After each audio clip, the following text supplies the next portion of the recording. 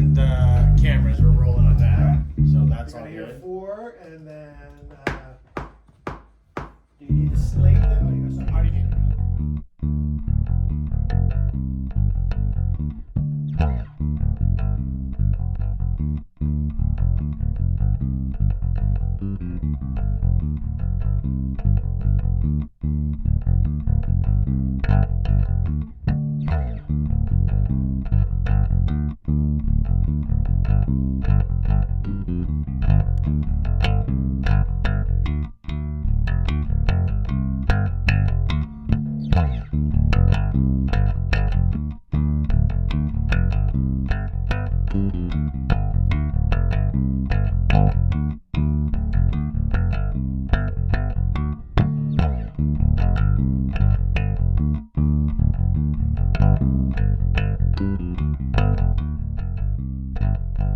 Oh, see, like. I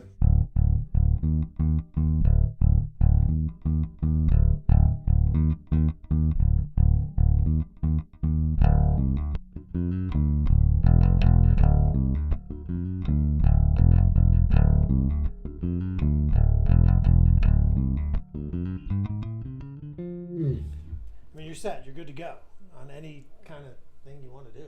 The reason why I was just totally biting the rage riffs is like when in the beginning, the initial settings that we had, that totally reminded me of that 90s Tim Comerford tone, that rage tone. Had that really growly kind of bite at the very back end of the note, but it still sounded really fat and had that kind of burp, like bridgy tone to it, and which was crazy because like he always played the Stingray. Yeah, what was his rig? Well, he Ampeg all the time. Ampeg SVT Classic, I believe, in the fridge. Probably because other people were carrying it. Yeah, right. Which is, it's rage. That's fine. And then he ran the Stingray, which had, I think it had, he had a second pickup put into it, I think. But then there was a brief time where he ran that same amp and cab, but he played a Fender Jazz. Okay. So it had kind of a different bite to it, and it's very polarizing because bass players take their tones sometimes too seriously, to pitchfork and torches kind of deal. But the thing that really stuck out to me, and we were talking about it, I think off camera, but what I really loved about Tim Comerford is that he had these crazy notions about how he got this tone, right? And like I remember one interview where he was talking with somebody, given his what he did for his rig and what he did for his setup before a show, his pregame, right, for lack of a better term. And like I remember watching him talk to this guy, and he's like talking to like answering his question, like yeah, totally, and he's like takes out the tubes and started like heating them up with a blowtorch, and I'm like a butane torch? Yeah. And I'm like, what the hell am I watching right now? In his mind, that was how he got his tubes warmed up before he played. All right.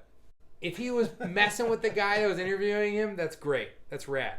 I felt like he was being super serious, though. Okay. But, if you're looking for that, either that fat roundness or that 60s or 70s jazz tone, that bitiness, that a tube amp, right? The SVT Classic, a tube amp would give you. And I believe that was 300 watts, which is a lot for a tube. But it's heavy. I don't want to carry that to a gig. If someone else carried it for me, fine. That's a different story. But if I, this at 6.5 pounds, and you could still have that tube tone. Sure. Okay, I mean, tell me, in a studio, right, in a recording scenario, you have something like this that can provide you 2 different tubes, 2 different tones that can be blended. Correct. You want versatility in the studio. You want to be able to capture as many tones as possible with the take kind of thing. We're not limited by tracks these days, right. so I have unlimited possibilities. Why not record as many of those possibilities at the same time? So with something like this, the foundation is fantastic. It's ready to go. It's almost plug and go. I mean, we heard it earlier. We put everything at noon, and you're like, okay, let's record a track. And then at the same time, you have outputs where you can go to cabs, you can hook up pedals, and you can record several different options at the same time, which is amazing, which is great.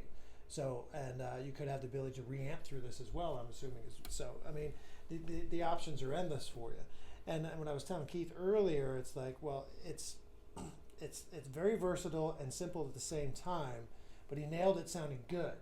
Yeah. It's quick and easy, but if it doesn't sound good, who gives a shit? Right. And to me, from a working perspective, the fact that it's literally, and you hear that term thrown around a lot, plug and play. Yeah.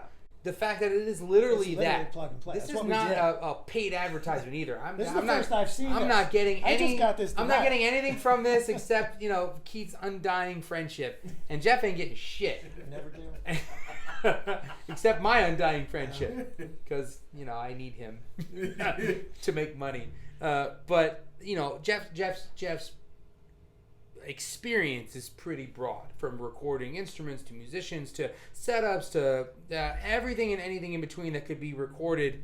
Jeff's probably done it, even when it was like reel to reel stuff. Like you've had to ran the gamut as far as what you're recording, tone, sound, all of the scenarios you can run into that could cause a problem, and all of the perfect storm scenarios that just like, that's the take, that's the tone, that's what we want. This thing, in my experience, and it's not as storied as yours, but in my experience, having something like this available to just literally turn on, like if you pull it out of the box, plugged in, set up, and had everything at noon, not even turning knobs, this sounds freaking awesome. Yep. I'm blown away. And Absolutely blown away. And then from a recording aspect, I can have you sitting right next to me with Yeah, this. right. I have it right here, and we could just record and go back and forth. And you don't gotta go.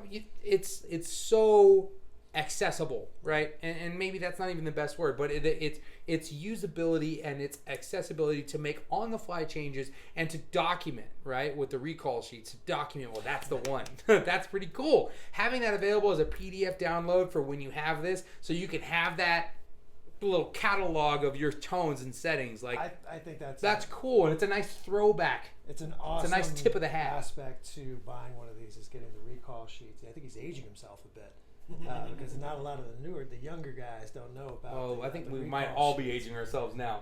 That was half my life. Back in my day.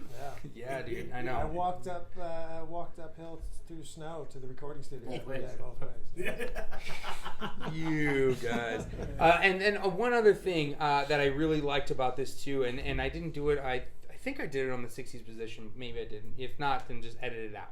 But the high end stuff on the 70s, right? So. Yeah.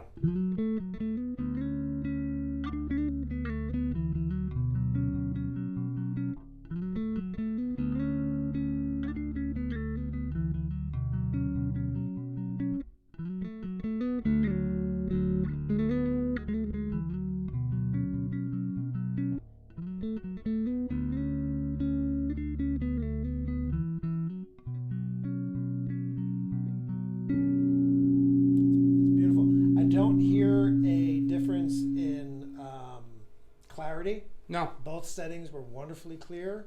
I just hear tonal. Yeah. One's great, the other's great. They're different, but there's no clarity difference. They're both all very discernible. It's not harsh. It's not abrasive. It sits back. It's just really nice. And like I said before, it's a nice foundation. This is a wonderful thing to just pull out and you just go. And anything you put on top of it, if you wanted to, you don't even really need to, but anything you add to it, it's just going to enhance what this wonderful sound is already. You know, I couldn't have said it better, but also the dynamic of gigs is changing so much now, right? Live aspect, Yes, you don't have, let's face it, there's a lot of us that have played big shows, but there's more of us that are not going to play stadiums and huge arenas than not. Some of us will. The fact that you have this accessible to you to be able to sound like yourself in any potential venue is tremendous to me. And it takes away that, I have to have my amp and my cab, and I have to have this, and I have to have that pedal and this and that. That of course is part of your sound.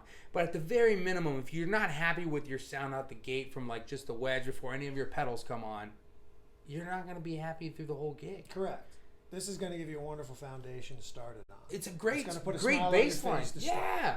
Bass line? No, I didn't do that on purpose. I swear. Yeah, B-A-S-E. This sounds really, really good, and I love that it's super consistent. I'm really looking forward to running the MTD because I want to see how it sounds with an active preamp. All right.